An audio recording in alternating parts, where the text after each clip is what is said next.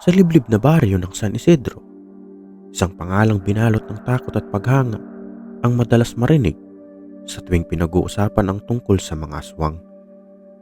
Si Doming, ang albularyong kinakatakutan ng mga nilalang ng dilim.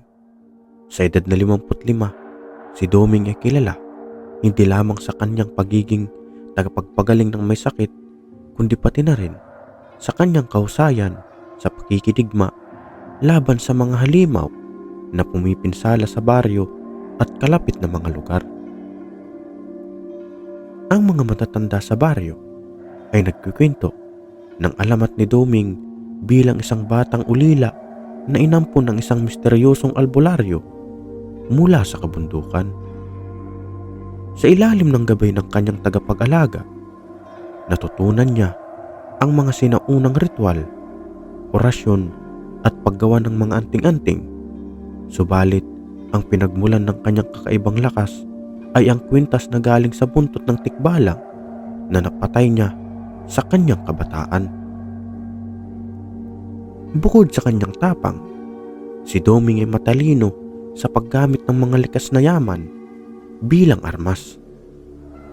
Mula sa mga halamang gamot hanggang sa paggawa ng mga kakaibang anting-anting, ang kanyang kakayahang tukuyin ang isang aswang kahit nasaan niyo pa ito ng tao ang nagbibigay sa kanya ng kalamangan sa pakikibaka. Gayunpaman, higit na kinakatakutan siya ng mga aswang dahil sa kanyang malasakit sa mga tao. Para kay Doming, ang pagkilos laban sa kasamaan ay hindi lamang isang trabaho, kundi isang misyon. Ngunit ang lahat ng ito ay may kapalit. Si Doming ay isang taong bihirang ngumiti, laging tahimik at tila ba binabayo ng mga alaala ng nakaraan. Marami ang naniniwala na ang bigat ng kanyang tungkulin ay nagpapabigat din sa kanyang kalooban. Sa kabila nito, walang aswang na nangangas na lapitan ng baryo dahil alam nilang si Doming ang kanilang katapat. Ngayon, ang tahimik na buhay sa baryo ay muling mabubulabog. Isang bagong angkan ng aswang na mas malakas, mas mabagsik at mas tuso ang naghahangad na makaganti kay Doming. Magsisimula ang pinakapanganib na laban ng albularyo at ang baryo ng San Isidro ay magiging saksi sa isang kwento ng dugo, tapang at himala.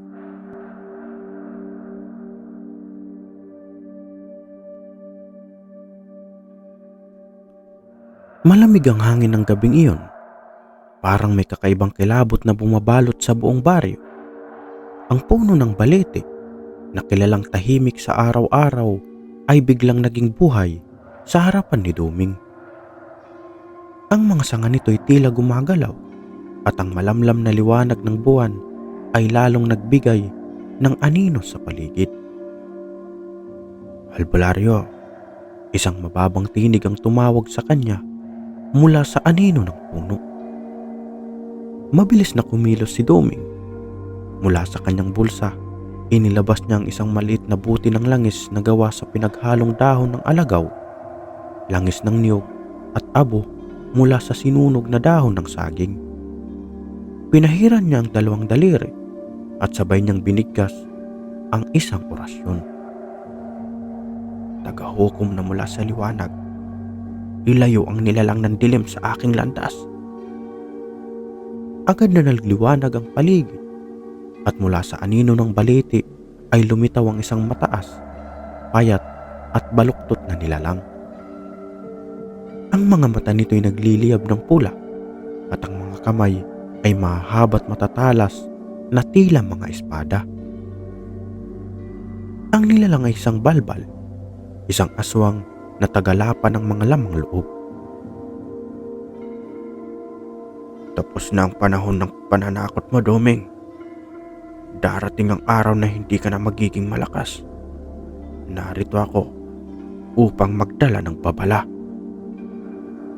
Kung babala lang ang dala mo, mali ang napili mong lugar. Dahil ang sino mang magdala ng dilim sa San Isidro ay hindi kailan makakabalik sa kanilang mundo. Sagot ni Doming habang mariing hawak ang kanyang anting-anting.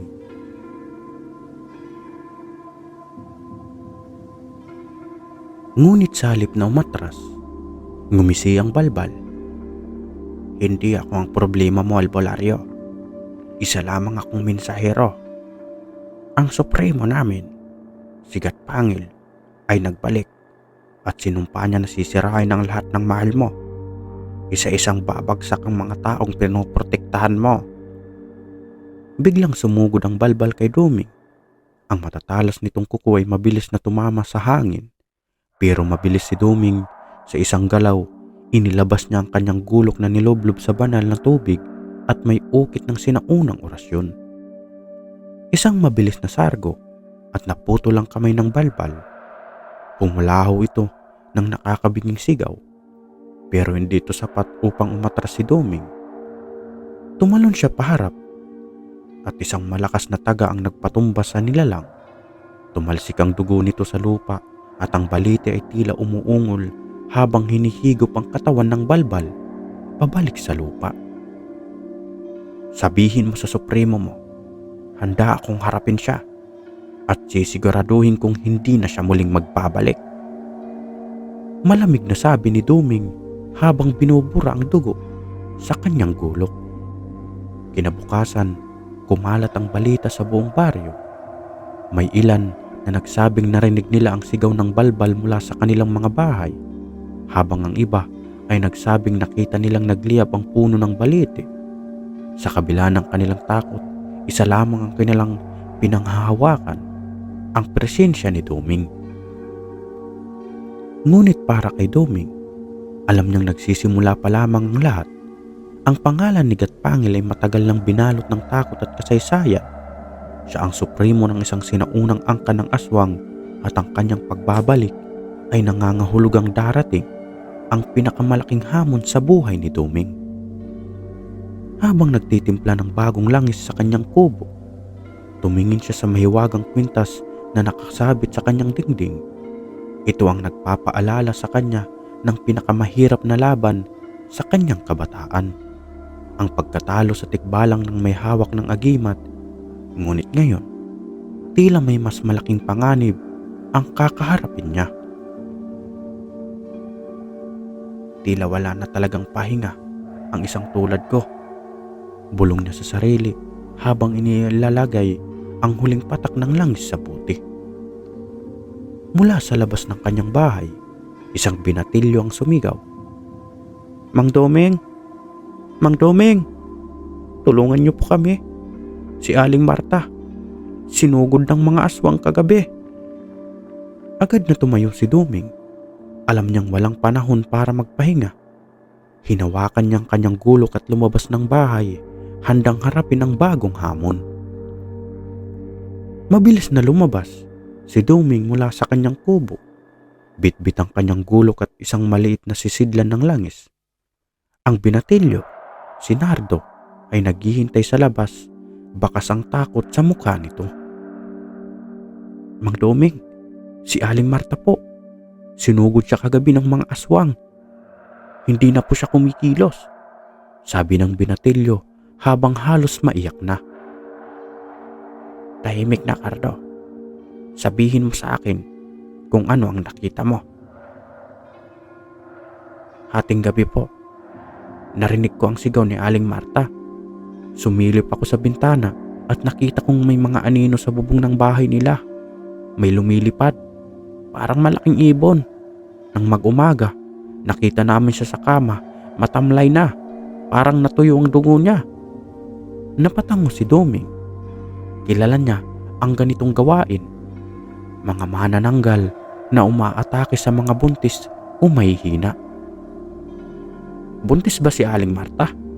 tanong niya. "Opo, Mang Domeng. 6 na buwan na po siyang nagdadalang tao," sagot ni Nardo.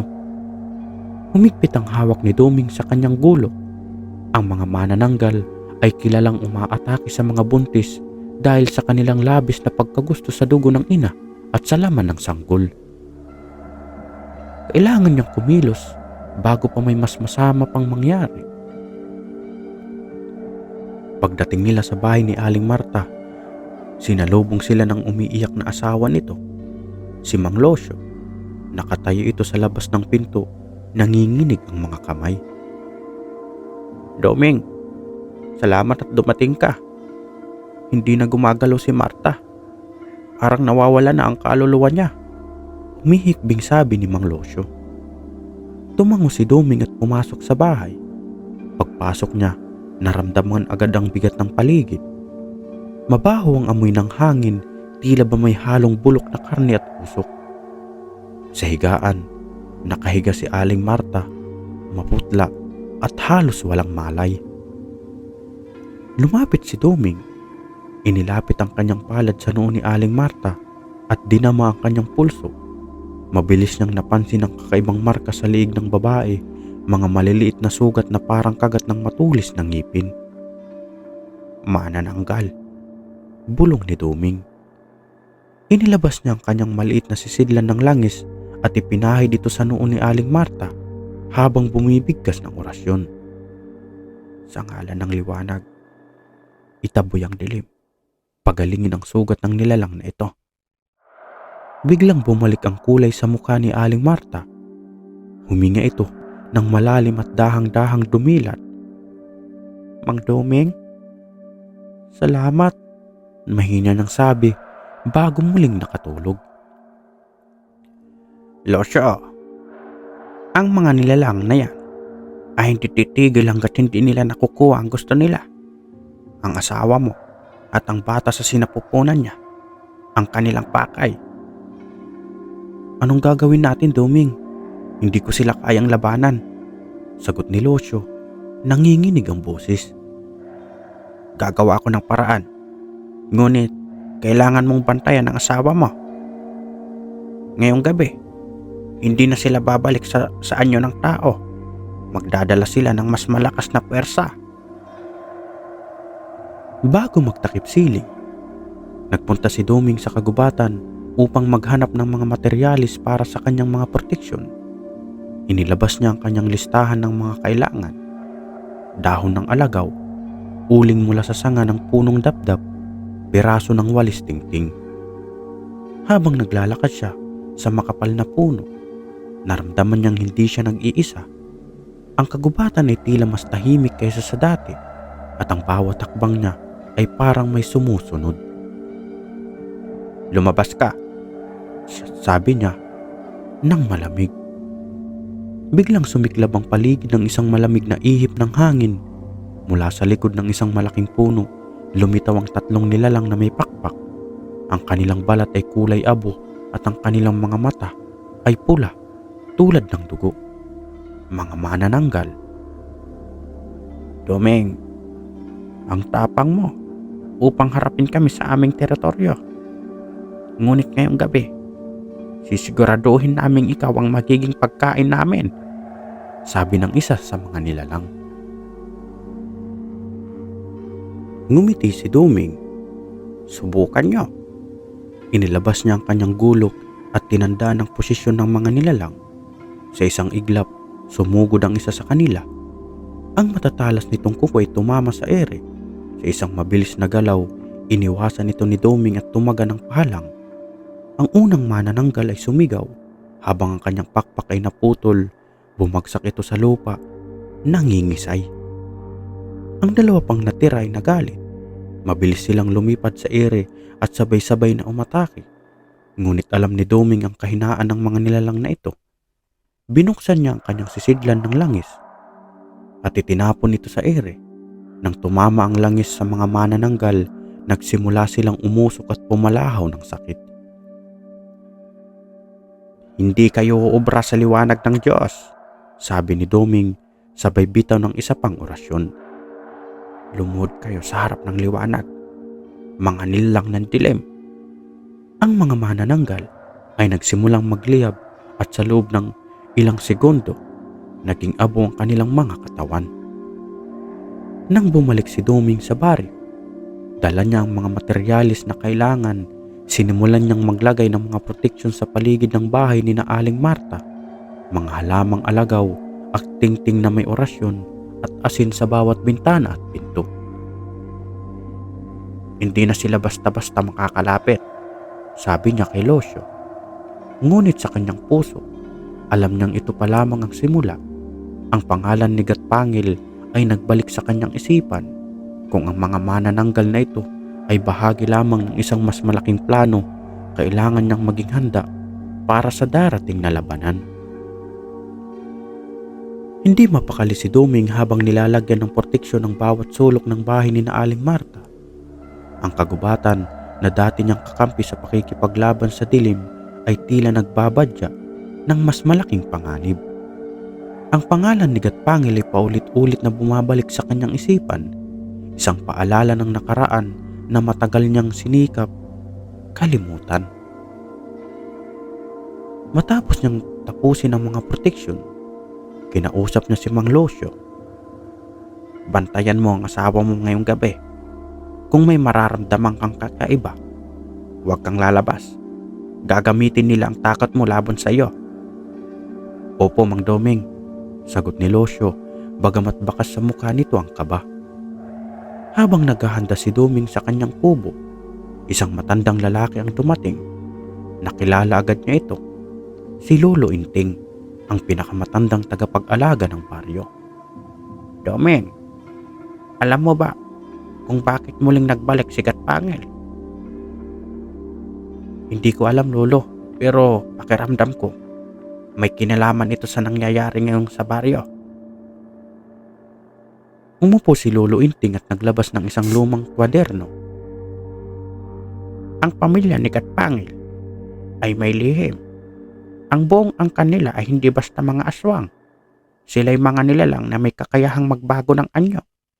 Ang pinakamalakas sa kanila, ang Supremo, ay maaaring maging tao sa liwanag ng araw at mabangis na halimaw sa dilim.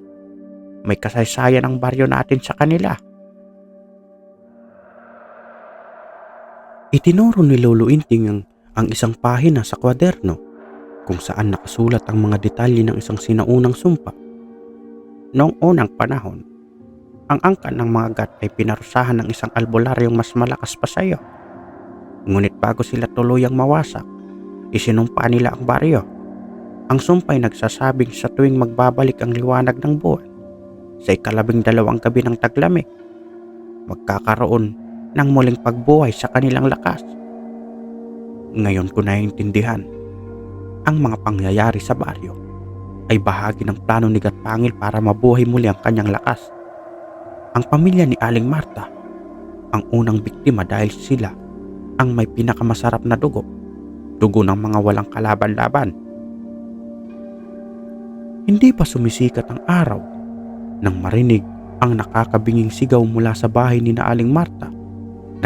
Nagmamadaling tumakbo si Doming, bitbit ang kanyang gulok at sisidlan ng langis. Pagdating niya, nakita na si Mang Losyo na nakahandusay sa sahig, duguan at walang malay. Losyo! Sigaw ni Doming habang sinisikap gisingin ang lalaki. Sa gilid ng bahay, nakita niyang wasak na ang mga proteksyon, ang asin ay tila nawala at ang walis tingting ay basag. Pumasok sila, bulong ni Mang Losyo bago nawalan ng ulirat. Sa loob ng bahay, si Aling Marta ay nawawala at ang paligid ay puno ng bakas ng dugo. Naramdaman ni Doming ang kilabot sa kanyang kalamnan. Hindi ito basta-bastang pag-atake, ito'y malinaw na mensahe mula kay Gatpangil. Habang sinusuri ang bakas ng dugo, napansin ni Mang Doming ang kakaibang marka sa sahig, isang bilog na may ukit ng sinaunang simbolo. Alam niyang ito ay bahagi ng ritual na ginawa ng mga aswang upang muling magkatipon-tipon. Sinundan niya ang bakas ng dugo patungo sa kagubatan. Ang landas ng kanyang nilalakaran ay nagdala sa kanya sa isang dating abandonadong bahay kubo na kilalang bahagi ng teritoryo ng mga aswang. Sa loob, narinig niya ang mga bulong. Dahan-dahan siyang sumilip at nakita ang ilang nilalang na nagtitipon sa paligid ng isang malaking palayok.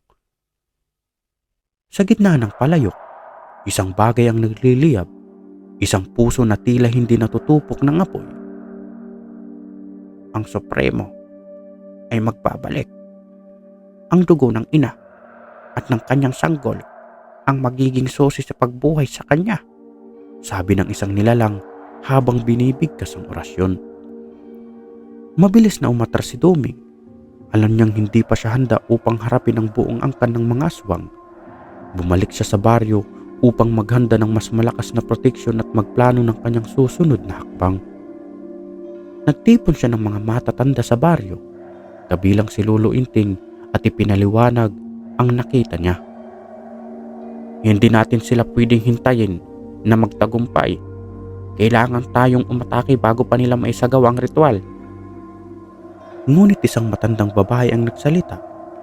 Si Lola Sion, na kilalang may kaalaman sa mga nakaraang laban. Doming, tandaan mo, ang Supremo ay hindi basta-basta matatalo.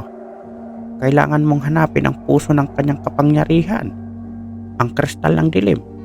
Ito lamang ang makakapagpatigil sa kanyang pagbabalik.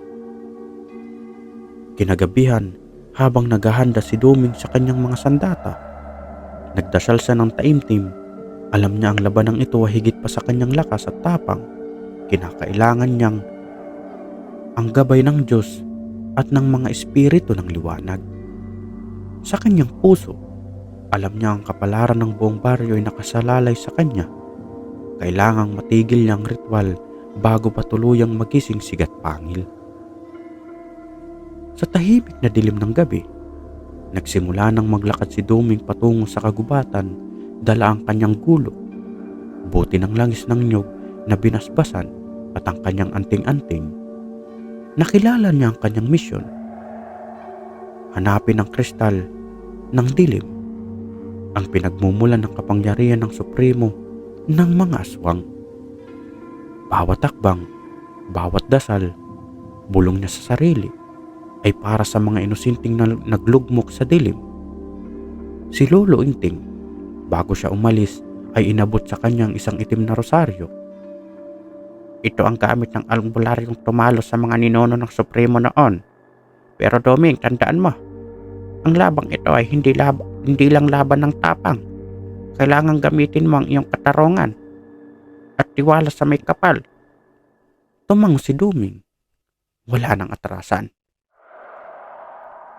Habang tumawid si Doming sa makakapal na halaman, naramdaman niya ang pagbabago sa hangin.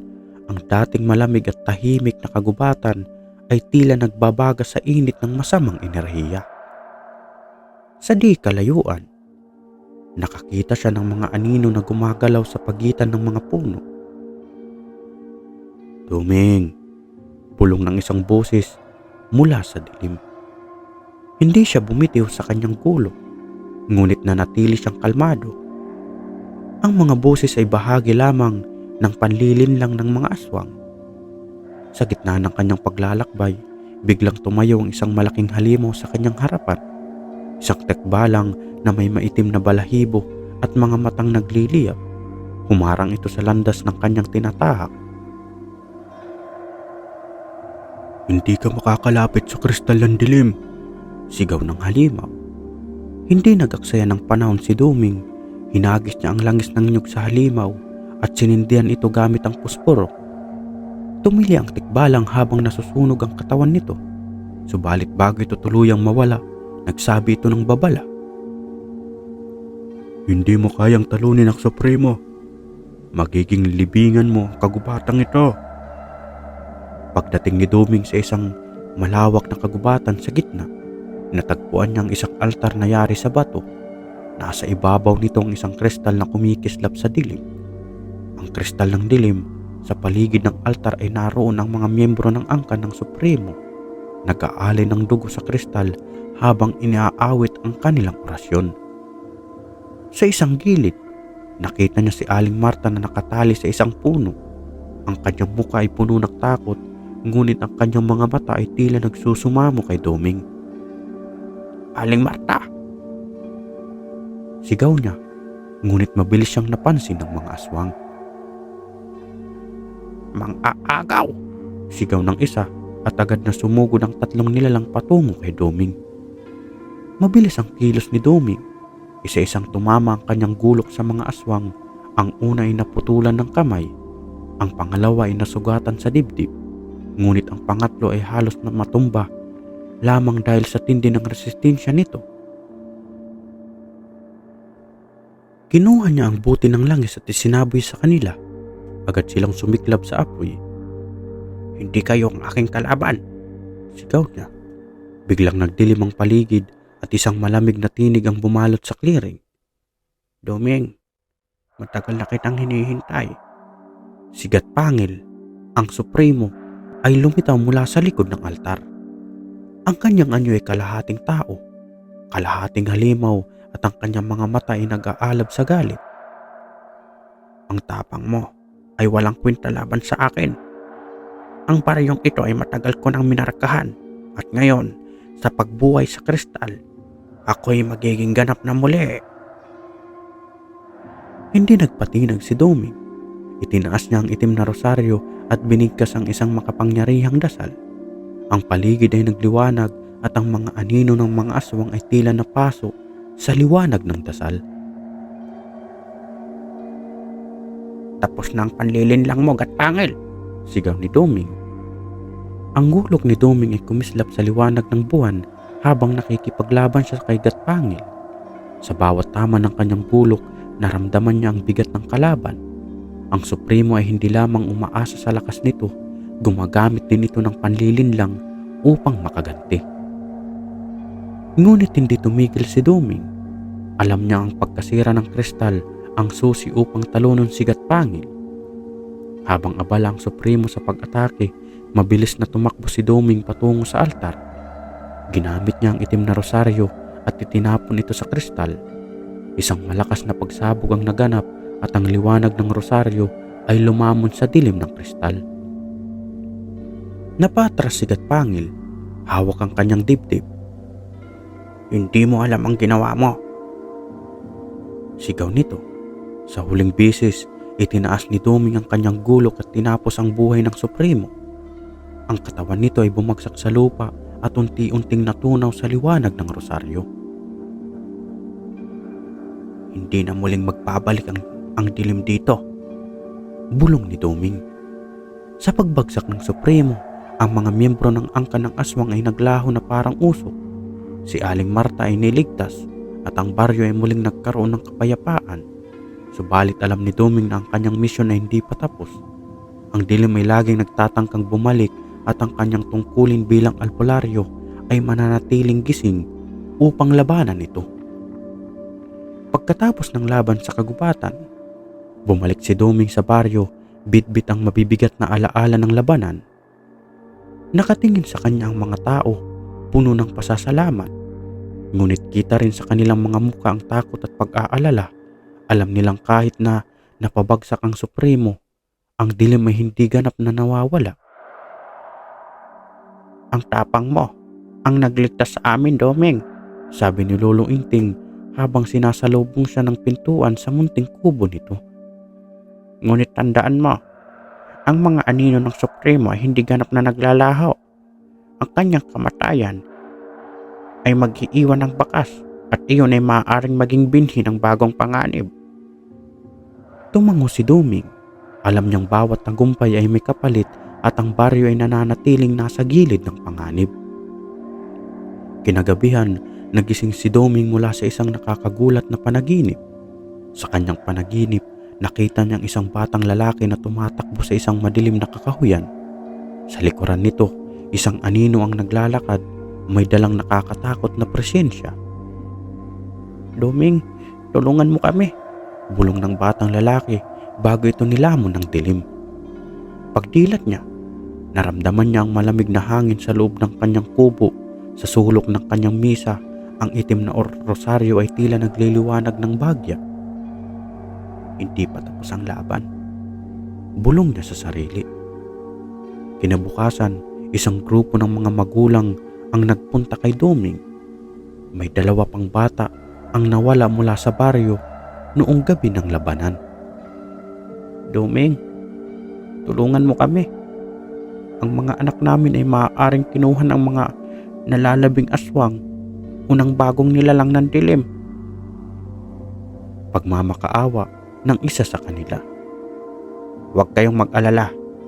Gagawin ko ang lahat upang mahanap sila, sabi ni Doming. Pinagmasdan niya ang mga magulang. Sa kanilang mga mata, nakita niya ang parehong takot na nararamdaman niya noong bata pa siya, noong unang beses siyang humarap sa dilim at nawala ng pamilya. Gamit ang kanyang kaalaman bilang albularyo, sinimulan ni Doming ang paghahanap. Sa bawat sulok ng baryo, naglagay siya ng basbas na langis ng nyug upang mapigilan ang pagpapasok ng mga nilalang ng dilim. Sa kakahuyan, natagpuan niya ang mga bakas ng maliliit na paa. Ngunit ang mga ito ay biglang natigil sa isang madilim na bahagi ng gubat. Doon, naramdaman niya ang malamig na hangin at ang hindi maipaliwanag na bigat sa paligid. Gatpangil, may iniwan kang sumpa dito, bulong niya. Sa lupa, may nakaukit na simbolo. Isang bilog na may patalim na linya sa gilid nito. Ito ay marka ng isang mas malalim na puwersa ng dilim. Habang nililinis ni Doming ang simbolo gamit ang kanyang dasal at langis, biglang may narinig siyang kaluskos sa paligid. Sa likuran niya, isang gabunan ang dahang-dahang lumitaw. Ang nilalang na ito ay isang mataas, payat at maputlang anyo na may matatalim na kuko at ngipin. Doming, hindi mo dapat kinalaban ang aming supremo. Ngayon, ikaw ang magiging biktima, sabi nito sa mabagal at malamig na boses. Mabilis ang kilos ni Doming. Binuksan niya ang buti ng langis at isinaboy ito sa nilalang. Ngunit ang gabunan ay mabilis na umiwas. Ito ay tumalon sa kanya. Ngunit naisalag niya ang kanyang gulok at ang nilalang ay napaatras. Hindi nagaksaya ng panahon si Doming. Minigkas niya ang isang dasal mula sa itim na rosaryo at ang liwanag nito ay tumama sa gabunan. Napasigaw ito sa sakit at naglaho sa hangin, ngunit hindi bago magbitiw ng babala. Hindi mo sila mahanap. Ang dilim ay patuloy na magpaparoksa. Habang bumalik sa baryo, napansin ni Doming ang kakaibang liwanag sa gitna ng gubat. Sinundan niya ito at natagpuan ng isang lumang kubo na natatakpan ng mga baging. Sa loob nito ay naroon ang isang matandang babae na may mahabang buhok at mapupungay na mata. Ikaw ang hinahanap ng liwanag, sabi ng babae. Sino siya at anong lihim ang dala niya? Sa loob ng lumang kubo, tumambad kay Doming ang isang matandang babae na tila ba nagmula sa ibang panahon. Ang kanyang buhok ay kulay puti, mahaba at bumabalot sa kanyang buong katawan. Ang kanyang mga mata ay tila may kakaibang liwanag na parang nakikita nito ang mga bagay na nakatago sa karaniwang mata. Ikaw si Doming. Matagal na kitang hinihintay, sabi ng babae. Ang kanyang boses ay malamig, ngunit mapanatag. Naghihintay? Sino ka at ano ang kailangan mo sa akin? Tanong ni Doming habang mahigpit na hawak ang kanyang gulok. Tinatawag nila akong Lola Binay. Ako ang tagapagtago ng lihim ng kagubatan. Ngunit ngayon, dala mo ang bigat ng mga sumpa na iniwan ng Supremo, sagot nito. Inilabas ni Lola Binay ang isang piraso ng sinaunang papel mula sa kanyang bulsa na tila gawa sa balat ng hayop. Ang simbolo na nakita mo sa gubat ay hindi simpleng marka. Iyon ay isang sigil na nilikha ng mas matanda pang pwersa kaysa sa Supremo. Tinutukoy mo ba yung mga gabunan? Tanong ni Doming. Hindi lamang sila. Ang kristal ng dilim ay bahagi lamang ng mas malaki pang plano. Ang bawat aswang, gamunan at tikbalang na nalalabanan mo ay konektado sa isang mas mataas na nilalang, ang hari ng dilim. At ngayon, nawasak mo ang kristal. Gising na siya. Ramdam ni Doming ang bigat ng sinabi ni Lola Binay. Kung ang Supremo ay isa lamang bahagi ng plano, paano niya harapin ang mas malakas na pwersa? Bago mo harapin ang hari ng dilim, kailangan mong sagipin ang mga batang nawawala. Sila ang magiging sosi upang maipakita sa iyo ang daang patungo sa kanyang kota, dagdag ni Lola Binay. Alam mo ba kung nasaan sila? Sa ilalim ng kagubatang ito, sa mga ugat ng lupa kung saan ang kadiliman ay pinakamalakas. Inilabas ng matanda ang isang piraso ng kahoy na tila isang anting-anting. Ito ang bertod ng tagapagligtas. Kapag ginamit mo ito ng tama, magagabayan ka nito patungo sa mga nawawala. Kinuha ni Doming ang anting-anting at muling tumango kay Lola Binay. Sumunod si Doming sa direksyon na ibinigay ni Lola Binay. Sa gitna ng kagubatan, natagpuan niyang isang malaking hukay na natatakpan ng mga ugat at bato. Sa ilalim nito ay naramdaman niyang kakaibang enerhiya, ang pwersa ng dilim na tila humihilap pababa.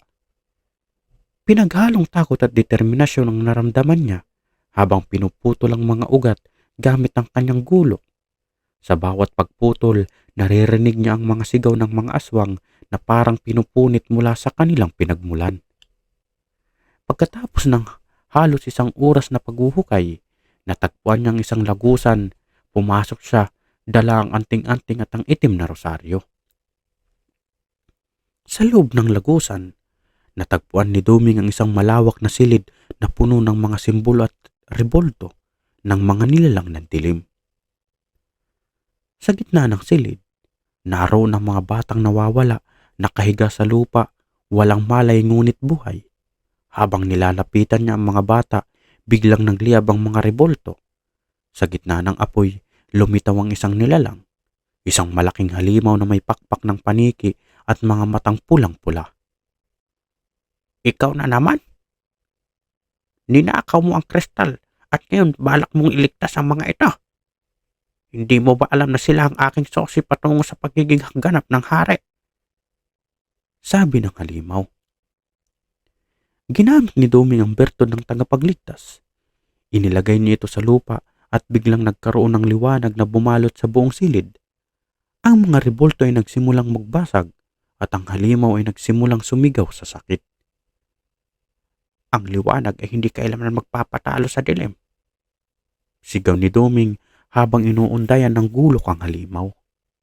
Sa huli, bumagsak ang halimaw at ang mga bata ay muling nagkamalay. Buhat ni Doming ang dalawang bata habang nilalakad ang lagusan pabalik sa baryo. Ang kanyang katawan ay pagod, ngunit ang kanyang espiritu ay nananatiling matatag. Pagdating niya sa baryo, sinalubong siya ng mga magulang ng mga bata, lumuhod ang mga ito sa harap niya, nagpapasalamat sa kanyang sakripisyo. Ngunit sa kabila ng tagumpay, alam ni Doming na ang laban ay hindi pa tapos. Ang hari ng dilim ay buhay pa at siya ay naghihintay. Matapos ang tagumpay laban sa halimaw sa ilalim ng kagubatan, pinilit ni Doming na magpahinga, ngunit ang kanyang isip ay gising, puno ng mga tanong. Sino ang hari ng dilim? Paano siya matatalo? At ano ang kapalit ng labanang ito? Pinuntahan niya si Lola Binay upang humingi ng sagot. Ang matanda, na naglilinis ng mga halamang gamot sa kanyang kubo, ay agad na nakaramdam ng mabigat na aura sa paligid ni Doming. Hindi pa tapos ang laban. Ang hari ng dilim ay natutulog pa rin. Ngunit ang bawat tagumpay mo ay ginigising siya. Kailangan mong magpaghandaan ng pagsusunod na hakbang. Anong gagawin ko? Tulad ng dati, ikaw ay aasa sa iyong lakas at pananampalataya. Ngunit sa pagkakataong ito, kailangan mong kunin ang agimat ng liwanag. Ito lamang ang makakapigil sa hari ng dilim. Ipinaliwanag ni Lola Binay na ang agimat ng liwanag ay nakatago sa bundok ng Panglawig, isang lugar na matagal nang iniiwasan ng mga tao dahil sa mga misteryosong nilalang na nagbabantay dito. Ang daan patungo sa bundok ay punong-puno ng mga patibong at ang agimat mismo ay may tagapagbantay, isang nilalang na hindi mo pa nasisilayan. Kahit na may pangamba, hindi nagdalawang isip si Doming. Kinuha niya ang kanyang gulok, ang itim na rosaryo at ang bertod ng tagapagligtas mula kay Lolo Binay. Babalik ako ng dalang agimat, sabi niya. Ang bundok ng Panglawig ay balot ng makakapal na ulap at malamig na hangin. Habang nilalakad ni Doming ang masukal na daan, naramdaman niya ang bawat galaw ng paligid. Mga kaluskos sa damuhan, mga aninong gumagalaw sa dilim. Sa unang bahagi ng bundok, sinalubong siya ng mga tikbalang. Malalaking nilalang na may anyo ng kabayo, ngunit may mapanlinlang na mga mata. Sinubukan nilang iligaw si Doming sa kanyang daraanan. "Tumalikod ka, albularyo. Wala kang laban sa amin," sabi ng pinuno ng mga tikbalang. Ngunit sa dasal at langis, napilitan ng mga nilalang na umatras. Alam nilang hindi nila kayang harapin ang liwanag ng rosaryo ni Doming. Pagdating ni Doming sa tuktok ng bundok, tumambad sa kanyang isang malaking kuweba na may gintong pintuan. Sa harapan nito ay naroon ang isang nilalang na nagmistulang estatwa. Ito ay may malataong anyo, ngunit ang balat nito ay tila gawa sa bato, at ang mga mata ay kumikislap ng pula. "Ako si Bantay Kalakil, tagapagtanggol ang agimat ng liwanag. Upang makuha mo ang agimat, kailangan mong talunin ako." Hindi nagdalawang isip si Doming. Itinaas niya ang kanyang gulok at inumpisahan ng laban. Ngunit sa bawat udyok ng kanyang sandata, tila hindi nasasaktan ng nilalang. Ang balat nito ay napakatibay at ang lakas nito ay higit pa sa anumang halimaw na kanyang nakaharap. Nang maramdaman ni Doming na hindi tatagos ang kanyang gulok, biglang sumagi sa isip niya ang mga aral ng kanyang ama na ang pananampalataya ay mas malakas kaysa sa anumang sandata. Itinaas niya ang itim na rosaryo at binigkas ang dasal laban sa dilim. "Ama namin, sumalangit ka nawa." Habang binibigkas niya ang dasal, ang liwanag mula sa rosaryo ay lumabas ng napakaliwanag. Dumaplis sa katawan ng Bantay Kalakil, nagsimula itong manghina at sa wakas, bumagsak ito sa lupa. Bumalik sa pagiging isang estatwa.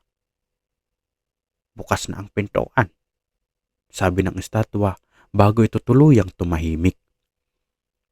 Sa loob ng kuweba, nakita ni Doming ang isang maliit na kahon na gawa sa ginto. Nang buksan niya ito, tumambad ang isang agimat na naglalabas ng napakaliwanag na sinag. Ang liwanag nito ay hindi masakit sa mata, ngunit ramdam niya ang kapangyarihan nito na sumusunog sa anumang dilim. Ngunit habang hawak niya ang agimat, isang tinig ang narinig niya. "Ngayon na hawak mo ang agimat ng liwanag, ikaw ay magiging tagapagligtas ng bayan. Ngunit tandaan mo, ang paggamit nito ay may kabayaran." Hindi malinaw ang ibig sabihin ng tinig, ngunit alam ni Doming na ang laban sa hari ng dilim ay mas malapit na kaysa sa inaakala niya. Sa pagbabalik ni Doming mula sa bundok ng Panglawig, napansin niyang tila nag-iba ang paligid ng baryo. Ang mga tao ay hindi lumalabas ng kanilang bahay at ang hangin ay mabigat, punong-puno ng puot at pangamba. "Bakit parang tahimik ang lahat?" tanong ni Doming sa sarili habang dahang-dahang nilalakad ang masukol na daan pabalik. Pagdating niya sa baryo, sinalubong siya ng mga matatanda. Halata sa kanilang mga mata ang takot. "Doming, dumating ang mas malaking kapahamakan habang wala ka," sabi ni Mang Tomas, ang pinakamatandang residente sa baryo. "Ang supremo ng mga aswang ay nagpadala ng kanyang mga kawal. Dinala nila ang ilang residente." Ikwinento ni Mang Tomas kung paano nagdala ng lagim ang mga kawal ng supremo.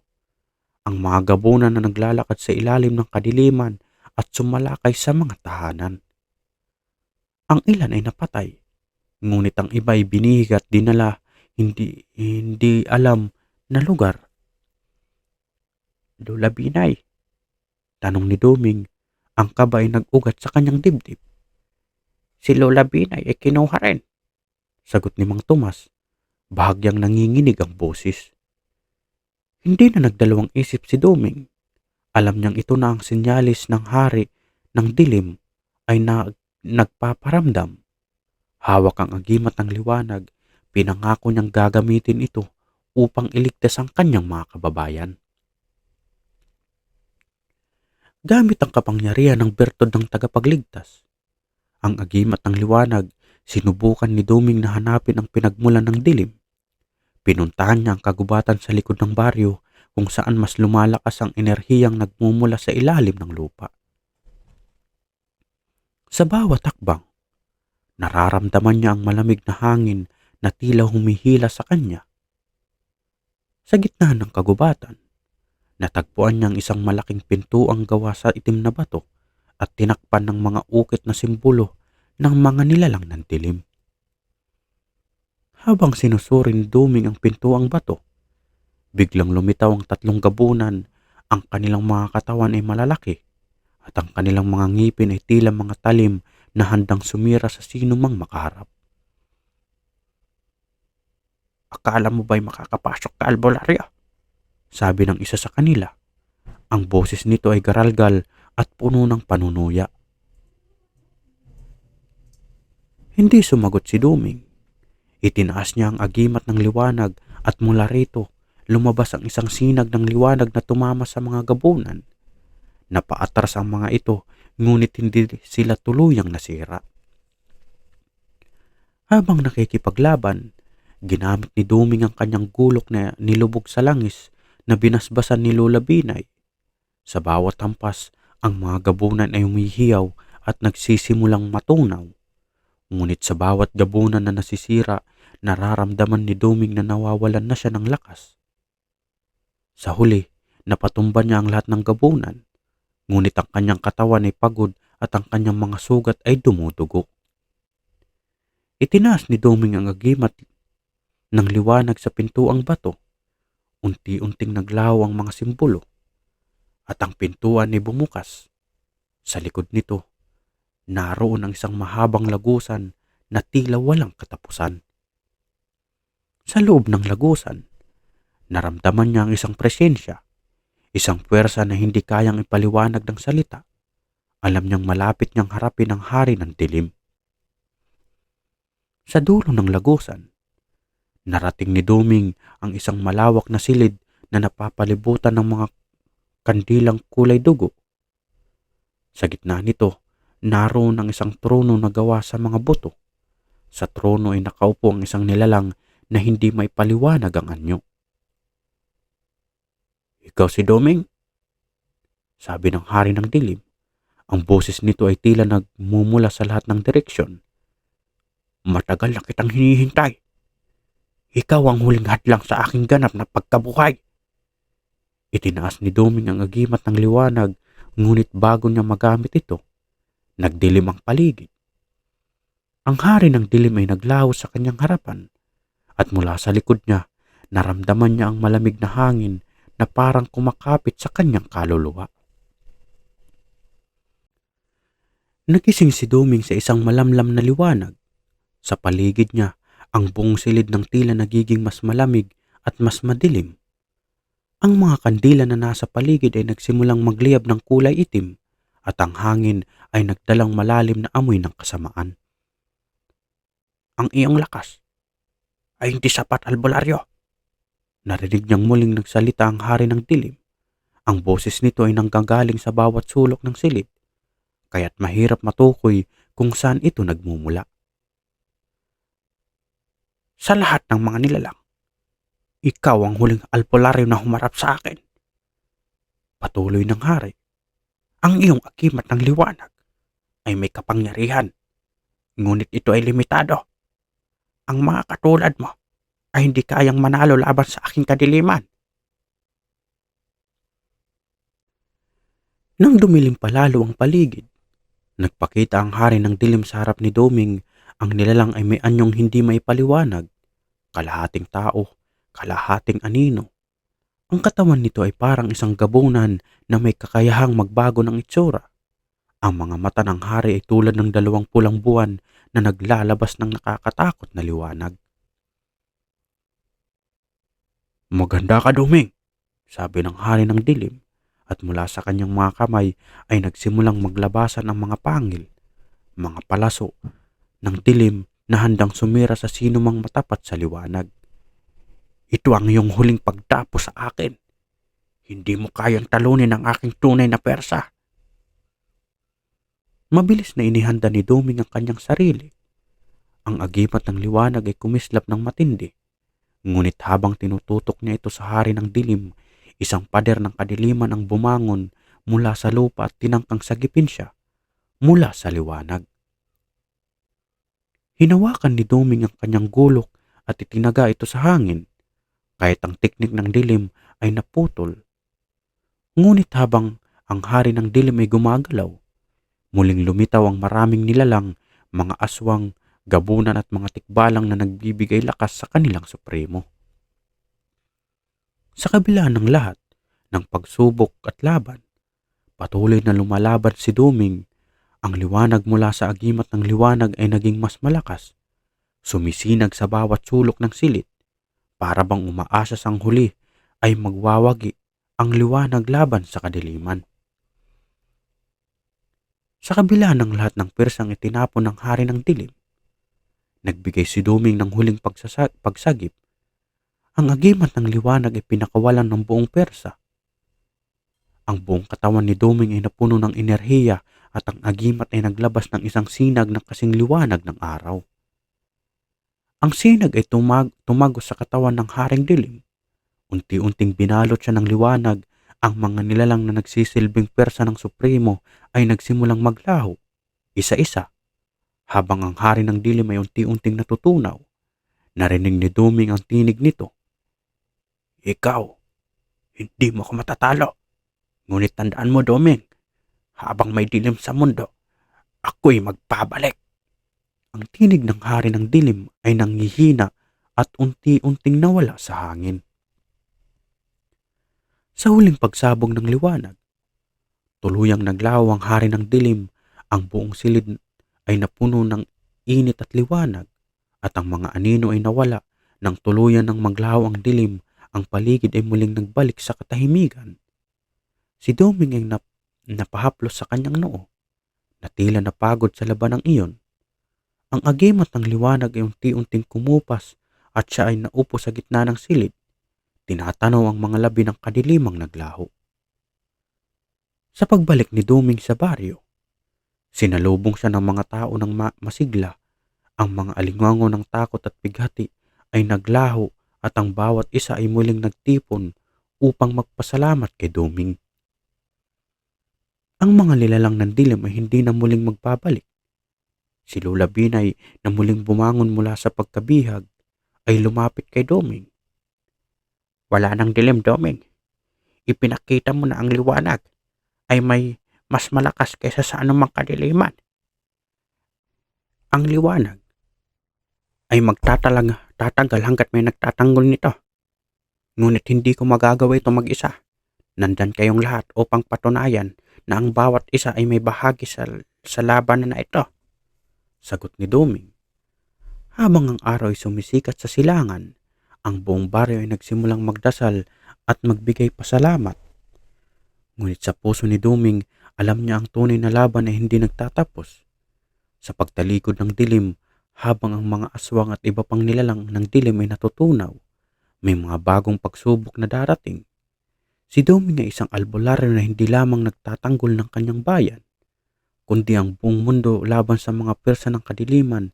Sa kabila ng lahat na nangyari, alam niya ang laban ay patuloy. Hanggat may nagtatanggol ng liwanag, hindi matatalo ang dilim.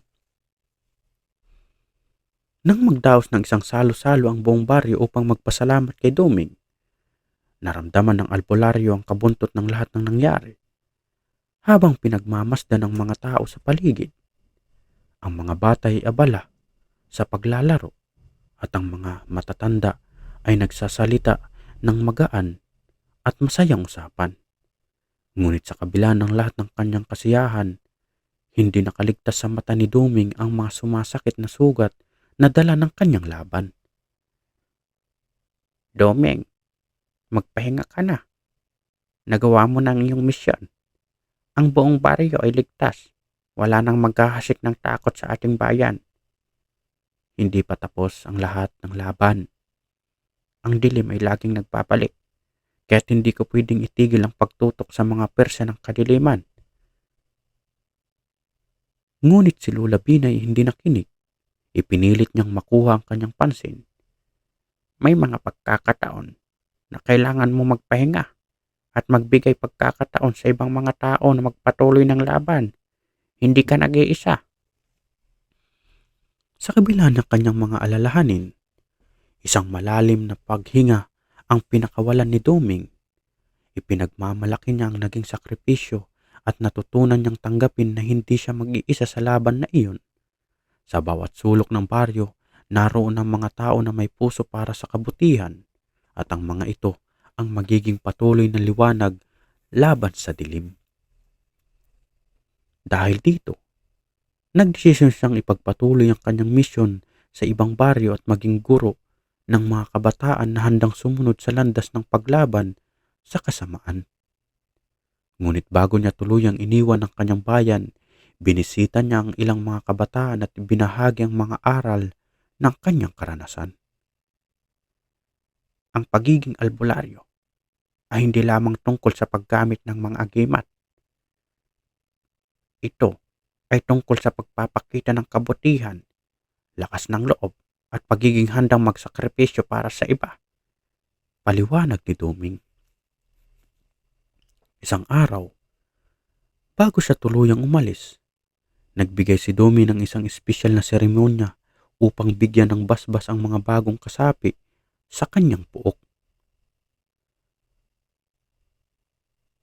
Kabilang narito si Lola Binay na ngayon ay naging isang matatag at tagapagtanggol ng baryo.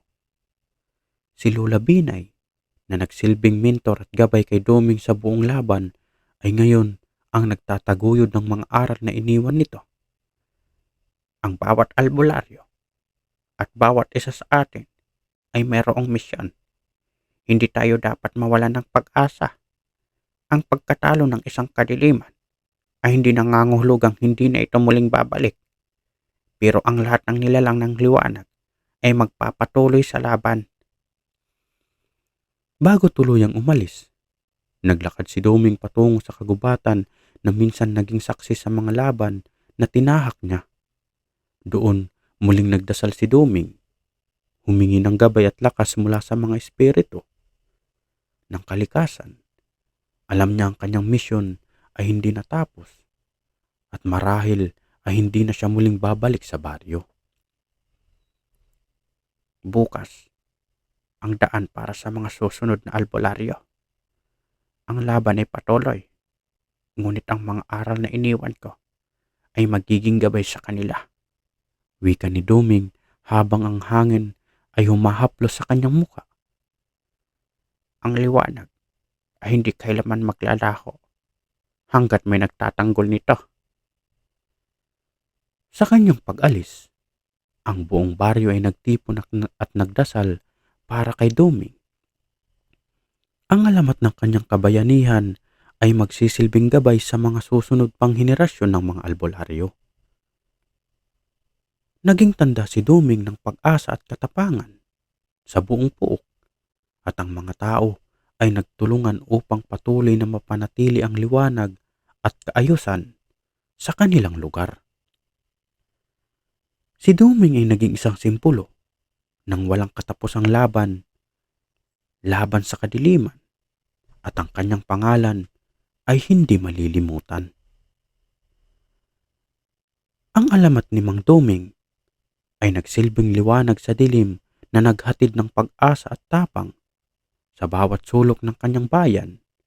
Bagamat wala na siya sa kanilang piling, patuloy niyang pinamamalas na ang tunay na kapangyarihan ng albularyo ay hindi nakasalalay sa agimat, kundi sa tibay ng puso at sa tapang na magtaguyod ng kabutihan laban sa kasamaan. At sa kabila ng lahat, ang bawat albularyo na sumusunod sa landas na iniwan ni Doming ay muling nagpakita ng lakas, katapangan at pag-asa, isang pag-asa na hindi kailanman mapapawi ng dilim.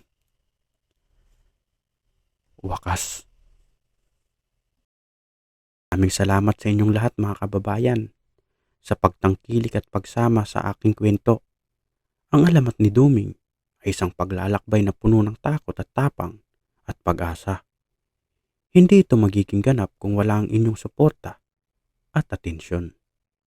Ang bawat minutong inilaan ninyo para magbabad sa kwentong ito, kami ay taus-pusong nagpapasalamat. Ang inyong mga komento, likes at shares ay nagbibigay lakas ng inspirasyon sa amin upang magpatuloy sa paggawa ng mga kwentong puno ng kababalaghan at kabayanihan. Huwag kalimutan mag-subscribe, mag-comment at mag-share upang mas marami pang mga kwento ng takot at tapang ang makarating sa inyo. Hanggang sa muli, maraming salamat at patuloy tayong magkaisa sa paghahanap ng liwanag sa gitna ng dilim.